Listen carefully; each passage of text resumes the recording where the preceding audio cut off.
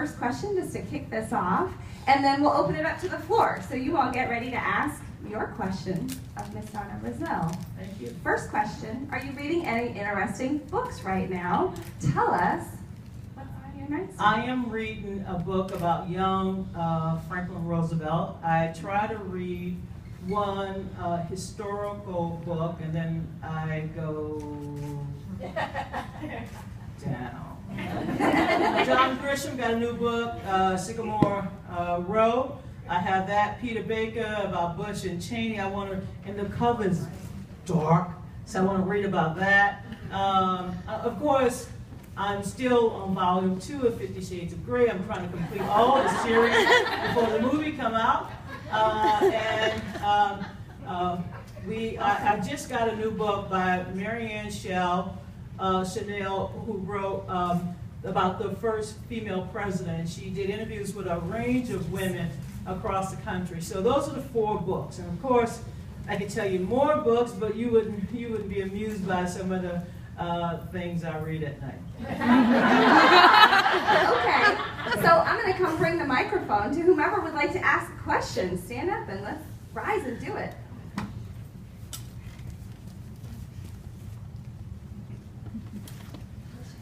Hi, I'm Joy Portella, and first of all, thank you so much for coming and speaking with us this morning. One thing to tell you is that I'm in real danger of losing my fantastic husband to you if you're interested, because he's in love. Joy,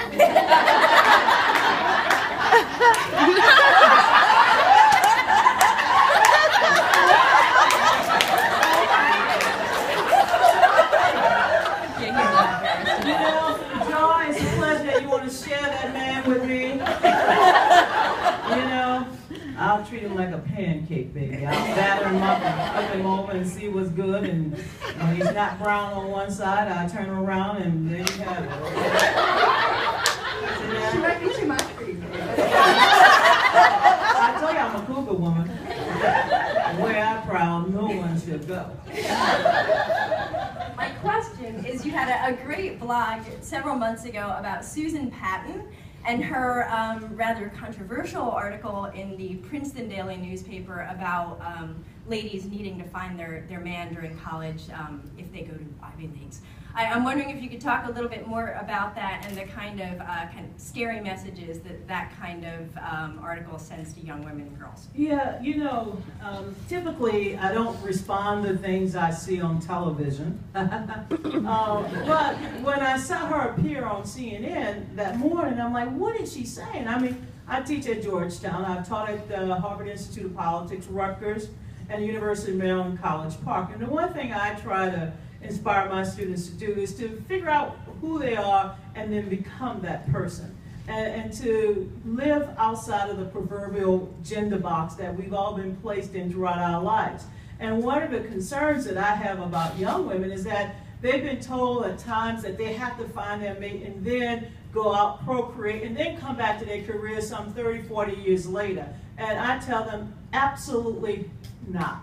Go ahead, live their best life, and begin to create the kind of change that they want to see, the change that they feel very strong about, and along the way they will meet their mate. They will find happiness, but happiness doesn't come directly, no offense, by finding a mate and being married. That should be their single purpose and single goal, and I thought Ms. Patton was trying to tell young women that the older you get, the less opportunities you will have, and I just wanted to respond to that, that's all. I don't know if she took my advice, but then again, I didn't go to Princeton. I went to LSU. Donna, this morning you took a moment to honor founding mothers that might be in the room. Marie is one of them. Hi. Thank you so much. Thank you for being here. And I'm a preacher from North Carolina originally, and I appreciate a good Southern sermon this morning. You preach to us in the very best sense, and thank you. And we appreciate that. I'm interested in your thoughts on, you talk about the importance of women in elected office, which we all get. But there are women and there are women. And I wonder, if, from the wisdom of your political experience, how you now see, how you think about that not just getting a woman in office is going to fix the problem, but the particular women we put in office have potential to do that, and others are not helpful. And could you just say a little about that? Well, I try to steer away from critiquing, criticizing, or overanalyzing the negative impact of Michelle Bachmann, Sarah Palin, and so many others who seem to believe that they have arrived at a moment where they made it on their own, that there was no one there to help them, no one to open the doors. I mean, when I say we stand on Steele's shoulders, you know, I'm reminded of this story I once read about Lady Astor when she first went to Parliament in Great Britain, and when she arrived, one of her colleagues said, "Oh, thank you, we'll find a chair for you, we'll try to make a place for you, we're going to try to accommodate you because we'll never see another one of you." And she said, "Oh, no worry, I'll get my own chair. And by the way, I left the door open when I came in." It is imperative that we open doors for women in society. Now, it is a challenge when you have 3/4 of the female legislators in Congress. They're Democrats, they're progressive, they're pushing issues like violence, the Violence Against Women Act, the Reauthorization of Violence Against Women Act. And it's mind-boggling to me when you have women from the opposite side of the political spectrum. I'm referring to the ideological bent now of the Republican Party. Once upon a time, the Republicans led on many of these issues. I mean, from the Clean Water Act to affirmative action to the EEOC, the Republicans were leaders in this arena when we dealt with our Tea Party and the Democratic Party. Some of us from the South, Pam, and others, we Southerners know that some of the Dixiecrats didn't really, you know, we're not fond of civil rights or equal rights. But this Republican Party has made sort of like their dance song, let's go back. Let's go backwards, let's turn back the clock. And it's not helpful to have their voices in the so-called political discourse when all they're saying is, we don't need power, we don't need to be represented, we don't need to be in the room. And I totally disagree. When women are in the room, our voices are heard, and I think the contours of the conversation changes. When you have a Claire McCaskill and a Kirsten Gillibrand talking on the armed services, talking about military sexual assault, that helps to define the problem as well as the solution. So we need to put more women in leadership positions. And I often tell my Republican colleagues, and often they'll tell you privately that they don't support the things that they're saying. I said, well, how can you walk around talking out about both sides of your mouth, whispering to me that you don't care about these issues because, but you cannot go against your own side. So I told this to Sarah Palin person right after the 2008 election. I said, you know, she has a lot of cachet still. This was before she became a caricature. And I thought I was giving her good strategic advice. I really did. I thought, I mean, in my mind, I was trying to give Sarah Palin advice. And I said, make something of yourself. Use the fact that you now have a platform to encourage women and girls to seek public office. I mean, you're the former mayor of Wasilla, you're the former governor of Alaska, and you know what? She totally went really rogue. Imagine this, if the Republican Party would do their share of pushing women, of speaking up to those values that really matter to women and their families, we wouldn't have this huge gender gap in political ambition. And therefore, we could help close the gap of women and men in public office if the Republicans just did their fair share, but they won't. They will not. They'll put up women candidates when they can't find anyone else, and then they don't back them. They don't support them. Even in the so-called year of the Tea Party, they had an enormous number of women running primaries, and they defeated each and every one of them. So I still believe that the onus is on the Democratic Party. That's why I'm involved in the Democratic Party, to continue to identify, promote, and raise money and support women candidates.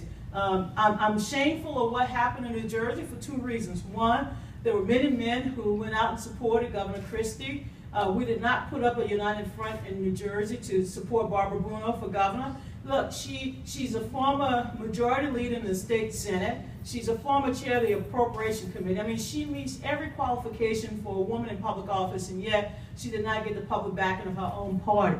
So that's embarrassing. I said it the other day on Crossfire. I don't care who fires me. And these days I'm like, I got 5 jobs, so if you fire me, really? I have time for a 6th job. I'll just go find something else to do. But I'm embarrassed with the Democratic Party, even led by a black president. I'm embarrassed when we don't go out there and identify and support. That's why I'm going to help Michelle Nunn in Georgia. I'm going to help Allison Grimes in Kentucky, and of course I'm going to go back home in just a few days. I've been back before, but I'm going to help Mary Landrieu.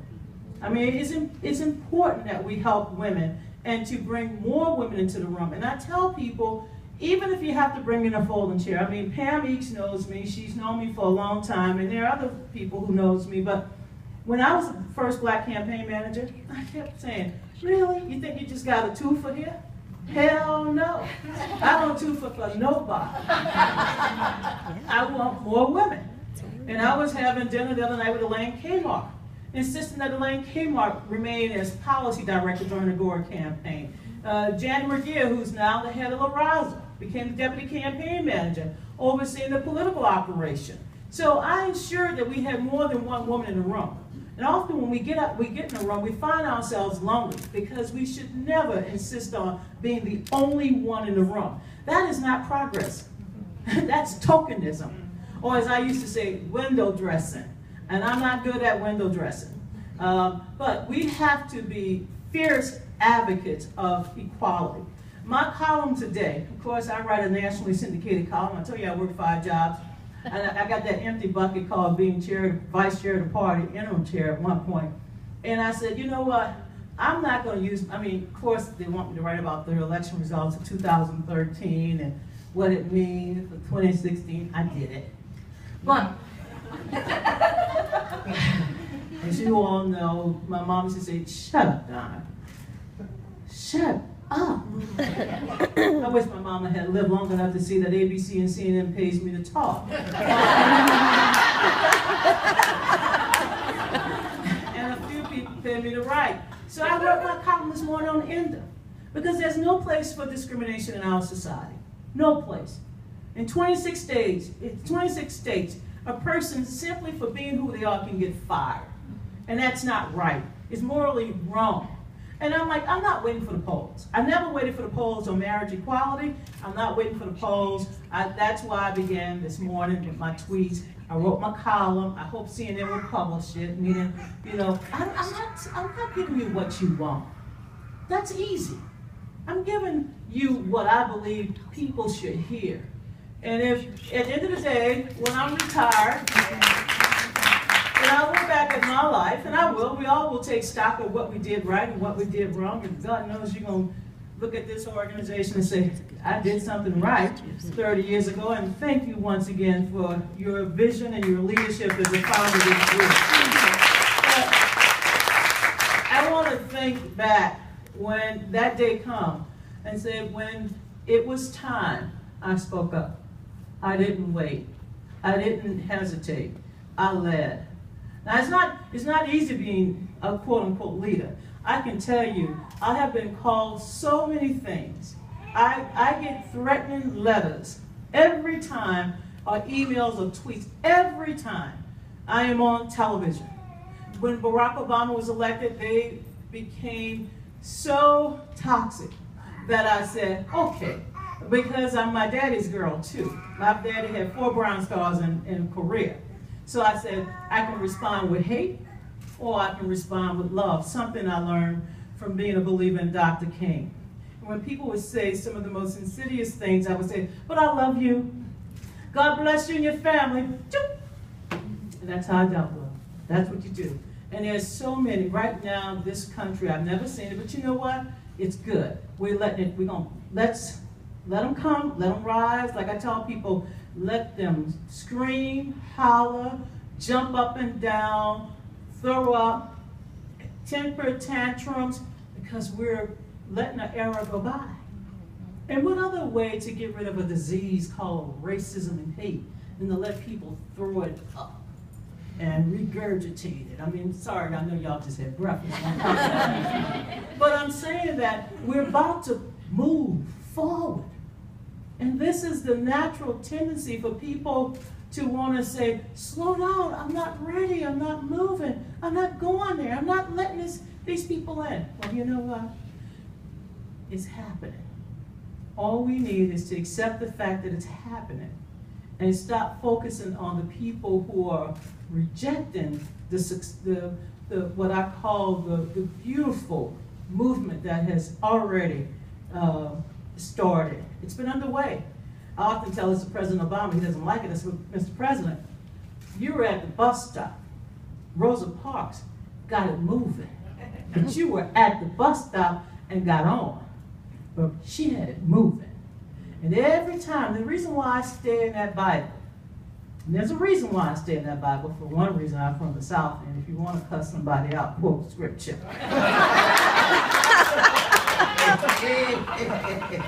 Number two, that is a secret.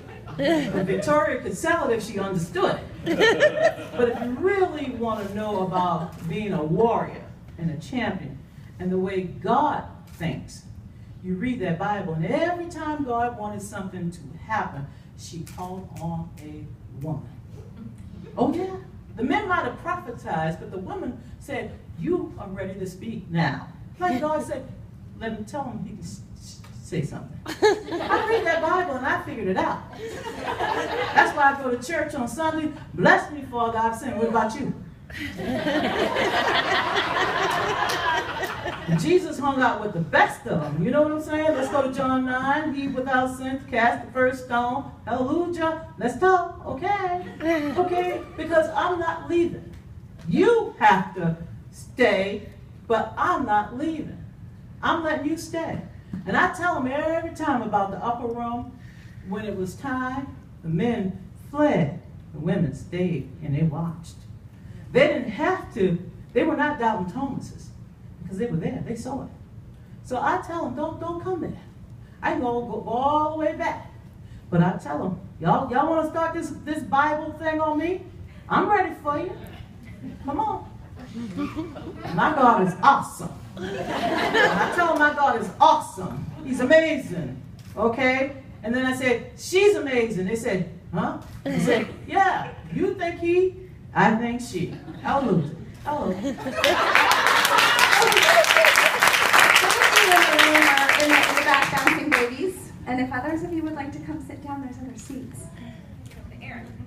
Okay, my name is Erin Jones, and I have been a leader in education in the state for about 7 years now. And when I walk into a room, it's typically all male and all white.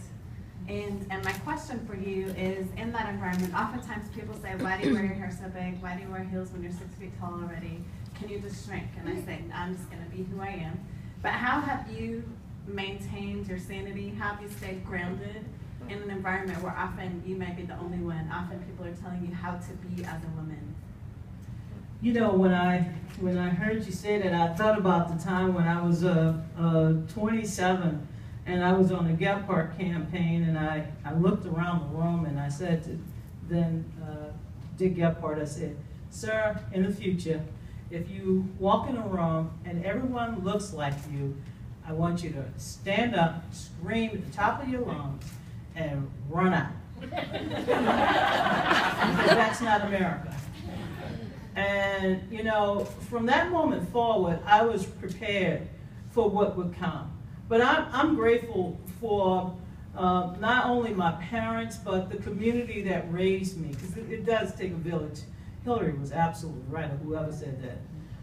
It takes a village. And when I was a young girl, it was, you know, people of my parents' generation say, it's not what they call you, it's what you answer to. It's not what they call you, it's what you answer to. And so I had a sense of who I was, of who I am. And I've always taken that, whether it's boardrooms, whether it's on television. You know, I have advocated for Hispanics, openly gay, you know, correspondence, everything. And I'll never forget this past March, CNN renews your contract every 2 years, every 4 years. And of course, we have a new president, so they fired a couple of people. Or I shouldn't say fired, they let go. That's the terminology in TV. They didn't renew the contract and they let you go. And so, you know, during the course of the year, my friends would say, Donna, they've let go X and Y and Z. They let go X and Y and Z. And I finally said, you know what? I'm going in one time. One time. Now, mind you, my contract expired in March. And here I'm going in my one time. Not to talk about myself, because you know what I told them? They can remove me. They can't replace me. I'm a diva.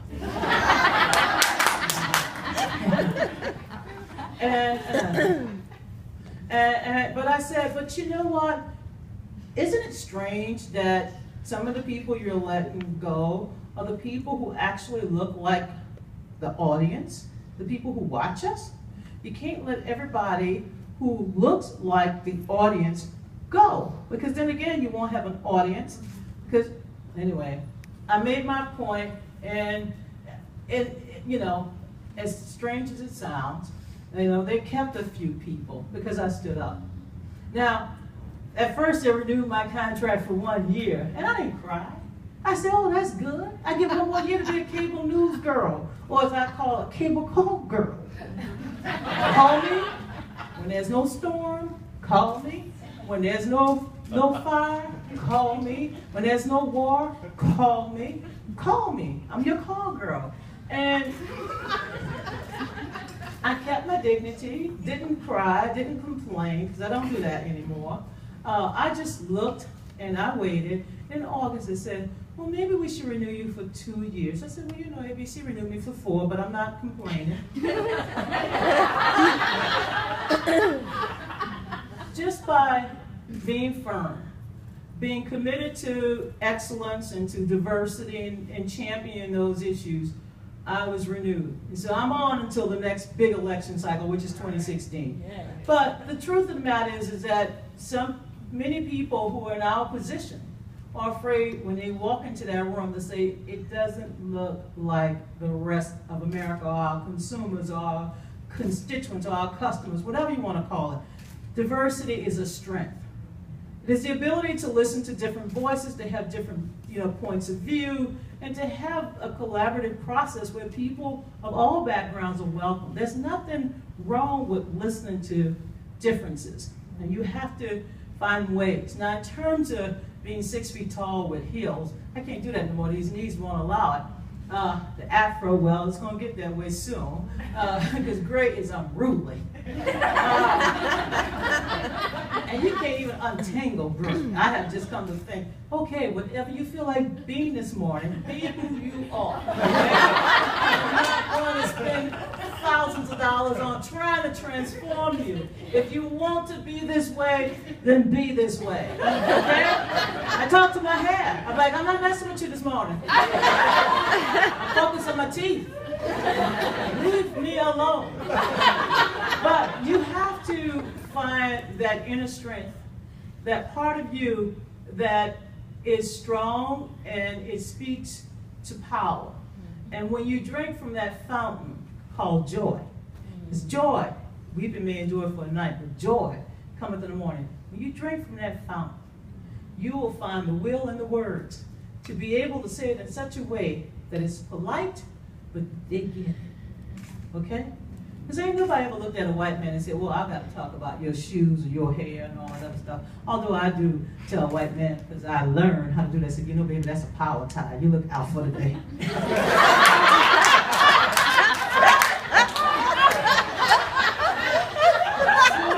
Bang, bang, boom, bye. Whatever floats your boat as far as I'm concerned. Just don't stir in my pots. Because what's cooking on my stove is hot. Not everybody can enjoy the spices that I bring to the table because it ain't for every taste. What I serve is always delicious. I put things in my pot that can't nobody even put in a recipe book. Because I'm cooking with grease. Now, thank you. Come on. Hi, I'm a former canvasser for Planned Parenthood. Yes. And in my job, I received a lot of hate and misogyny and just general, like, I couldn't do anything about it because I was representing an organization, and I was wondering if you had any wisdom on how to deal with even day-to-day misogyny and like people, going down on women, being like you were talking about, you can't do this, you can't do that, telling you what to do, telling you what you can do with your body and what you can do with. It's about dignity, it's about respect. A few years ago, when I went home, and as you know, Louisiana is being rebuilt from the ground up. There's no other way to talk about South Louisiana. Katrina and an equally twin, devastating Sister Rita destroyed much of what we used to call home. And so part of my mission initially was to help people. Of course, I had a personal interest in getting my family back home. I did not want them to come live with me, all of them. As I said, you have to take Brazils in doses. And in my family, and many of my friends will tell you, I am the introvert. So imagine that. Oprah once had a dinner party, and she said, I said, well, she said, you're the quiet one. I said, what? They almost put my family out the White House when we had a Motown celebration. The White House gave us 5 tickets. I said, I have 6 sisters. How can I invite 5? That's unfair. And so we had to sit way in the back. I said, no problem. I mean, they're happy to be at the White House. And I brought them all up from Louisiana. And then before the performance started, my older sister just jumped up. Ain't no party like a White House party, because a White House party won't stop. I'm like, you can't do that.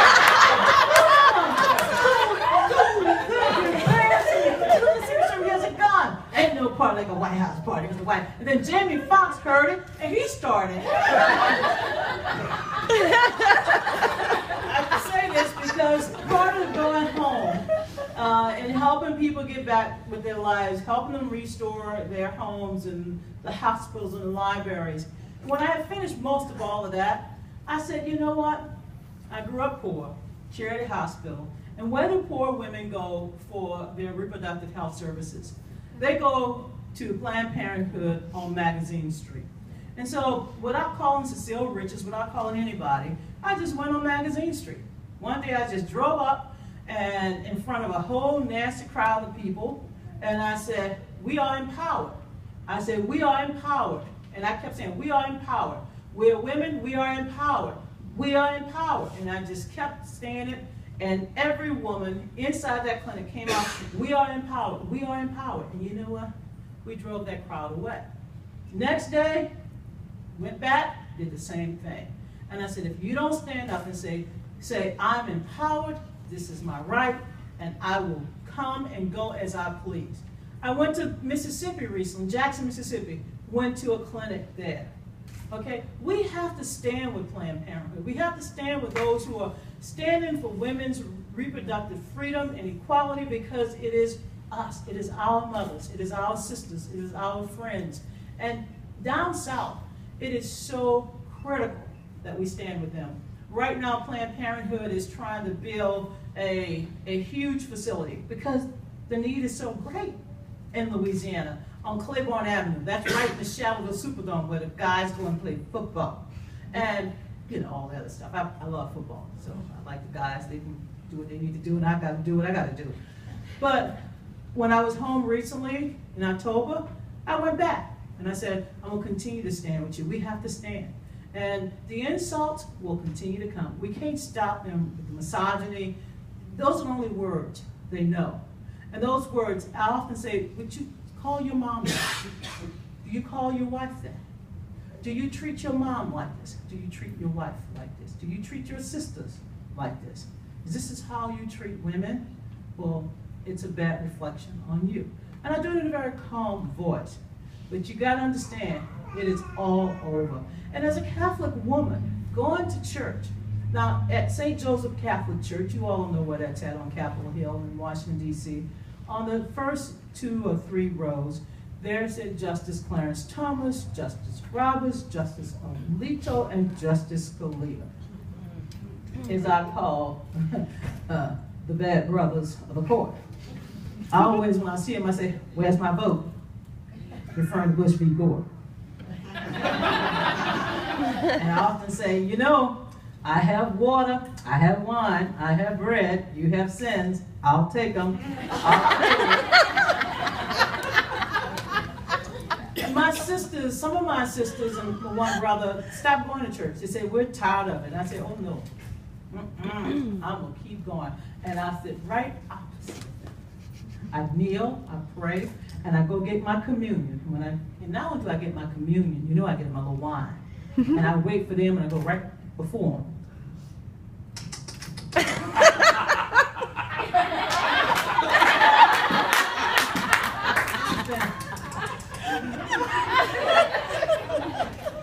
Be surprised what you do at church.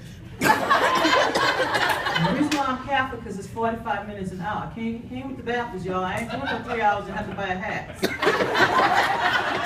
45 minutes and out. Thus said the Lord, thank you, goodbye. I gotta go make my gumbo. But you stand. Remember what my mom said. It ain't what they call you, it's what you answer to.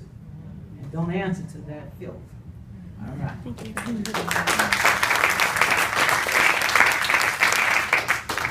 Liz is pretty good at passing out this mic. You must pass out the cup very well, too. We're happy to pass it again. Bye, honey. Baby, remember that pancake, baby. I'll flip you over, baby. I'll fry you on both sides, sugar. I'll add raisin to you if you can't get big enough, okay? Now, next time she offer her husband, I'll be careful. Thank you, Donna, for being Thank you, here. ma'am. I wanted to change the topic just a little bit. I'm a professor here at the University of Washington, been there for 30 years in one of those STEM degrees. Yes. So don't get me wrong, I absolutely believe that women need to get into the STEM areas and achieve equity on that. But I want to get at something slightly different. Everyone going up in front of the room talked about the statistics, whether it's our Congress, our state legislature, or just about anywhere. The same thing is occurring across our higher education institutions. We do have the proud achievement now that the majority of students are female. It really is.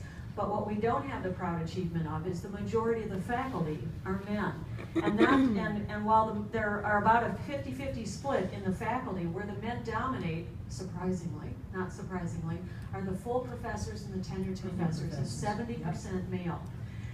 I've been at the university for 30 years, and I have chaired the faculty senate, and this year opened up the first ever faculty equity task force, because it's really important to me to try to better understand why, after 152 years at the University of Washington, is there still such a huge inequity in this.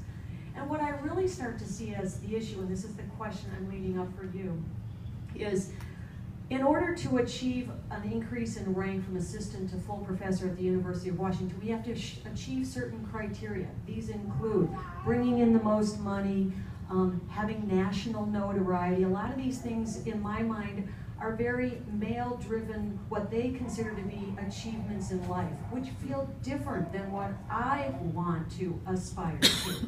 And that's where I feel like we really need to change this situation in terms of, as we move up into the ranks, do we have to become male-like to achieve that? Or can we take a different approach and go, there are different ways to move up the ranks and to better identify or define what does it mean to achieve the highest possible achievement in a woman's life, and what would that mean? And in my mind, an example might be in education. We're talking about STEM degrees, science, technology, engineering, math, and yes, those are important to mankind. But can anybody argue that I think the most important field of study is education? And education is dominated by women. But it's interesting to think about that the fields women are naturally inclined to go into, nursing, education, social work, are the fields, in fact, that have the lowest pay. And why is that? It's a chicken and the egg kind of question. In other words, are those fields lowest in pay because men run the world and decide what is worthy of high pay and low pay, and that's how we got this inequity? I think we really need to, as women, to pursue the fields we are really good at, and that includes the STEM degrees, but I think we need to change the definition of what it means to achieve the highest level of what you aspire to be at the end of your career and have that more female oriented. My question to you then is, based on what I've just shared with you, what's your sense of that from the DC perspective? As you see women moving up through Congress, are they able to be who they are and achieve, or are the women who are most likely to achieve the women who are most emulating kind of male kind of characteristics? And how do we change that? Well, as you well know, in study after study, women score just as high as men on all of the so-called qualities of leadership, with one exception, decisiveness. Women are still perceived as being less decisive than men. But all the other leadership attributes, integrity and the discipline, the qualities that you look for people, in service on boards, commissions, etc., we only lack one.